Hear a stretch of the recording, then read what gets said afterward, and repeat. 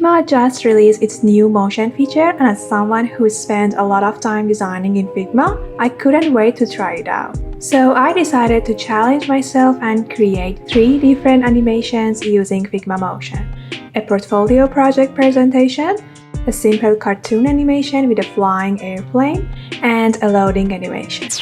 Let's start with the simplest one. For this animation, we need 3 squares, a frame, and a cross shape to use as a guide. Place the cross in the correct position and let's start animating. If you haven't tried Figma Motion yet, here it is. When I click on it, a timeline appears. It's actually very easy to use, so don't worry. First, I want the yellow square to move to the left. To do that, I need to define its starting position. I select the square and place the playhead at frame 0. Then I enable the position keyframe. Now we have our first keyframe on the timeline. Next, move the playhead to frame 500 and drag the yellow square to the left. You can preview the animation at any time by pressing the spacebar. Now let's do the same thing for the other squares. Move the playhead to the last keyframe, select the next square, enable position, move forward another 500 frames, and reposition the square.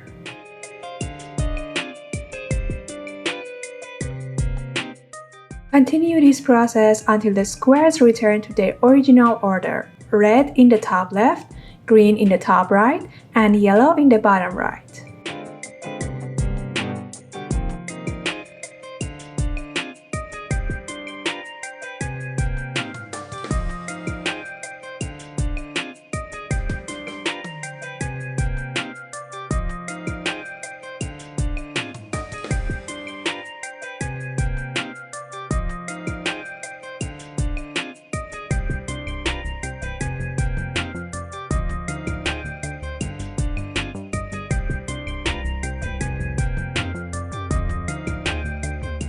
If you need more space on the timeline, simply drag it to extend it.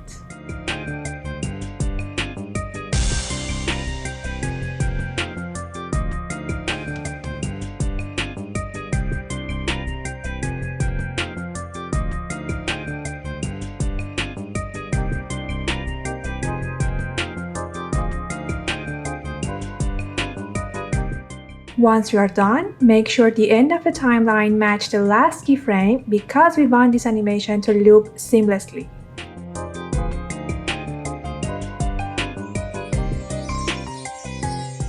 Notice how the final state matches the first state. That's what creates the loop. Now we can remove the guidelines. To make the motion smoother, click the segment between each pair of keyframes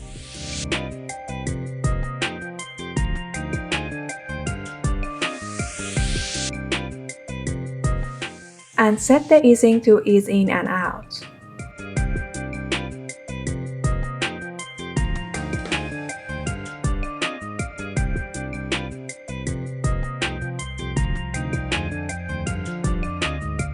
Finally, to export the animation, select the frame and click Export Frame.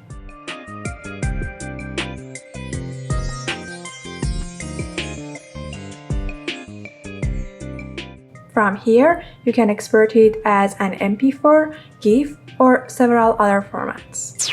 Okay, let's create this one. For this animation, we'll need a blue rectangle. And yes, it needs to be a rectangle, not a frame. By the way, I set the rectangle size to 1340 by 1024, along with some clothes and a plane. Start by placing some clothes on the rectangle. Then select them all, copy them, and paste them next to each other. Adjust the position, shape, and size of the cloud, but make sure they stay inside their own rectangle. Now, duplicate the rectangle and repeat the same process.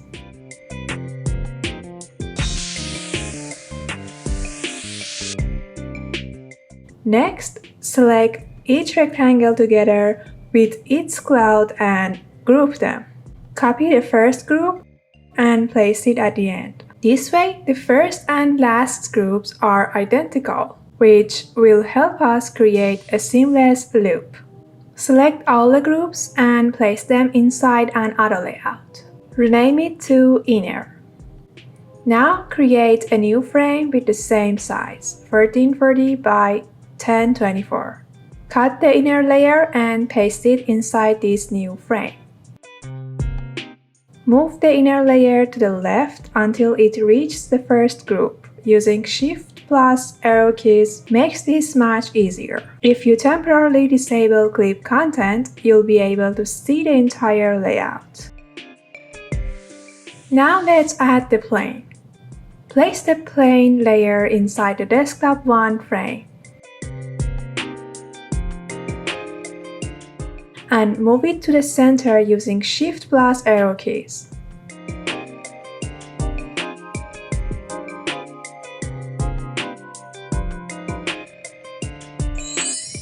Alright, let's open Figma Motion and start animating. Select the inner layer, place the playhead at frame 0 and enable the position keyframe. Move the playhead to frame 2000 and shift the inner layer to the left.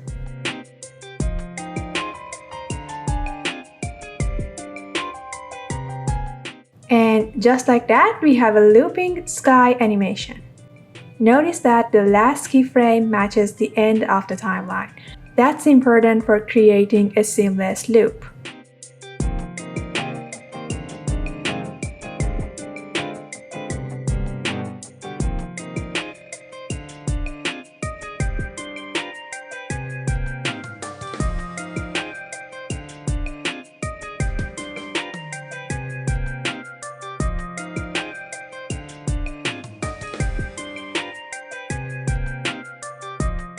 Now let's make the plane feel a little more natural. Select the plane layer and place the playhead at the beginning of the timeline. Enable the rotation keyframe. Move forward 500 frames and set the rotation to 5 degrees. Move forward another 500 frames and set the rotation back to 0 degrees.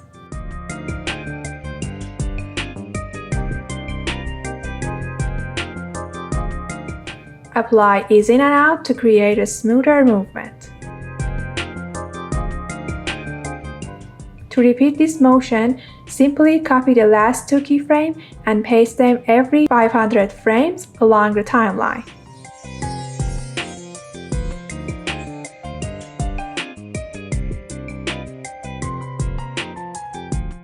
You can fine-tune the keyframes if needed.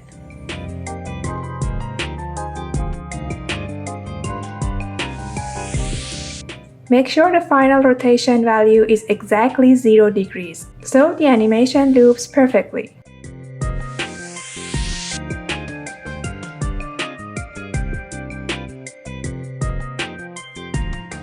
And there we go!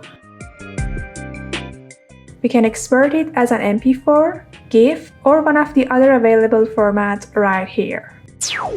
Now let's create this one. For this animation, we'll need 2 mobile app screens. I found this design in the Figma community by searching for mobile app and copied these 2 screens into my file. We'll also need a background. First, let's place the first screen inside the mockup. For that, I'm using the Mockup Studio plugin. I found a free mockup with a hand holding an iPhone. If your selected frame doesn't appear, simply refresh it from here and it should show up. Perfect, let's export it. Now make it smaller and move it aside. Next, create a new frame. Change its background color and place the second screen inside it. Add some corner radius, adjust the size, and rename it to frame 2. Duplicate it, remove the screen inside, add the blue background instead, and center it. Now place the exported mockup inside and adjust its size and position. Select both frame 1 and frame 2, place them inside an auto layout and set the gap to 24. Create another frame called section 1.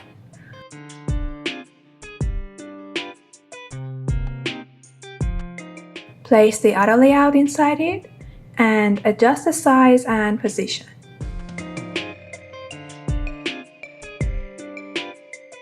Now duplicate section 1. Inside section 2, remove frame 2 from the auto layout, drag it outside, and then delete the auto layout. Hold Alt while dragging the edge to expand the section equally from both sides. Next, select section 1 and section 2, place them inside another auto layout, and rename it to Inner. Right-click and place everything inside a new frame called Main. Adjust the main frame size so it's match section 1 and enable Clip Content. Now let's switch to Figma Motion. Select the inner layer, place the playhead at frame 0 and enable the position keyframe. Move to frame 1000 and shift the inner layer until section 2 is visible. You can adjust the timing by moving the end keyframe.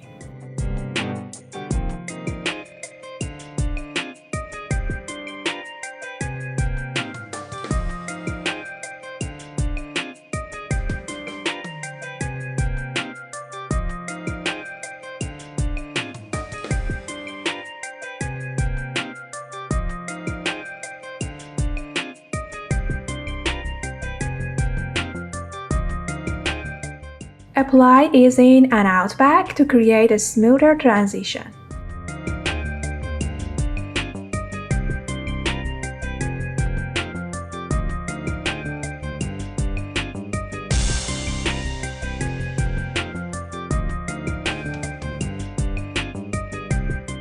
Next, let's make the hand appear gradually. Select the mockup layer and move it downward until it disappears from view.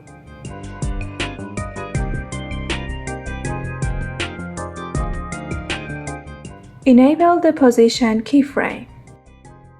Move the playhead to frame 2000 and bring the mockup back up.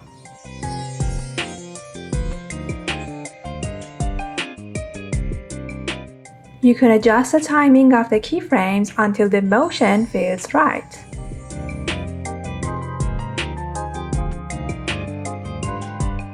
Now let's animate the blue background.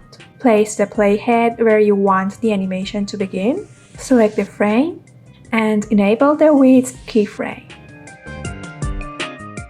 Move forward a few frames and change the width to 470, which match the width of frame 1.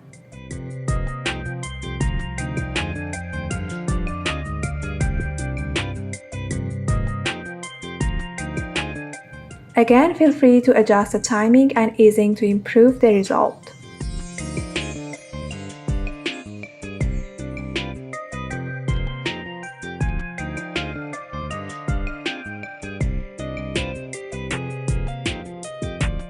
Now we want frame 2 to enter gradually.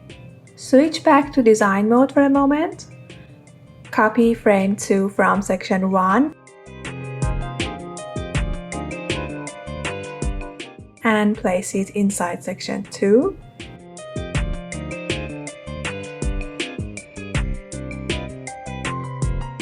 Position it correctly, but make sure it isn't nested inside another frame by mistake.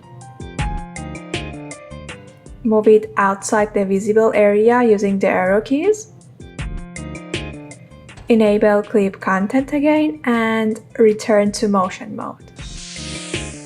Select the frame.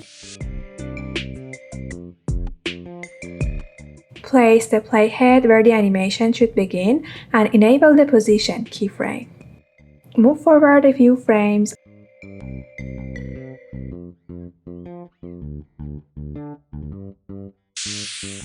and shift the frame back into place. If you'd like it to appear while the mockup is shrinking, simply adjust the start keyframe.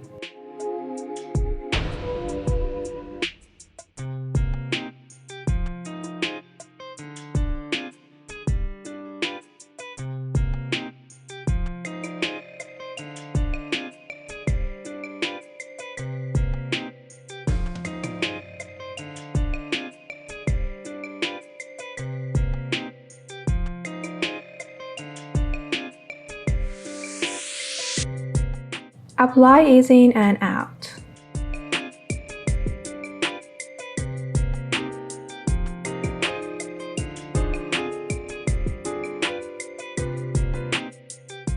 Now let's add some motion to the UI itself.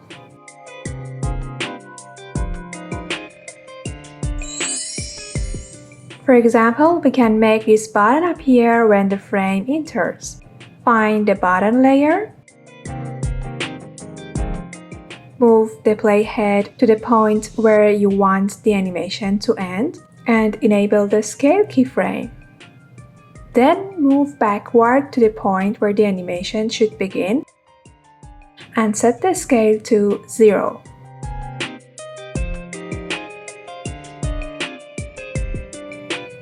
Adjust the timing until it feels right.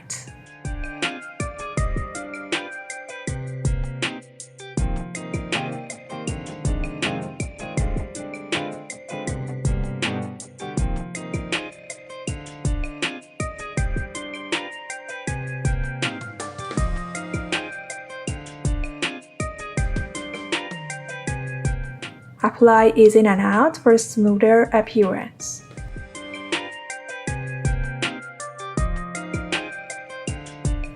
Now let's animate the heart icon. Find its layer and place the playhead when you want the pulse animation to start.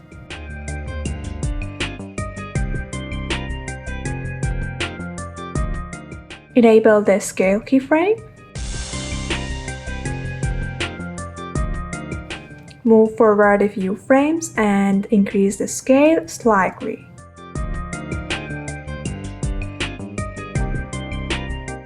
Be careful not to make it so large that it overlaps other elements.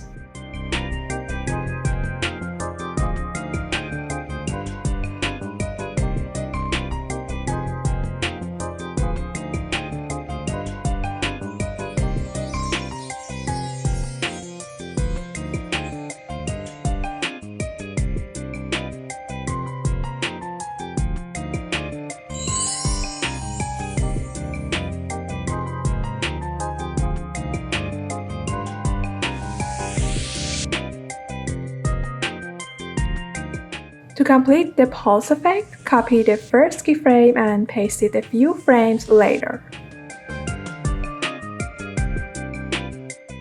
Apply ease in and out again.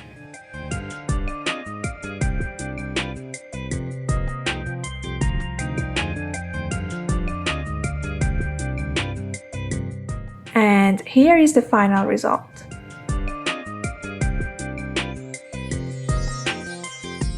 Leave a few empty frames at the end so viewers have time to appreciate the animation before it loops or ends. Finally, export it as an MP4, GIF, or any other formats you prefer.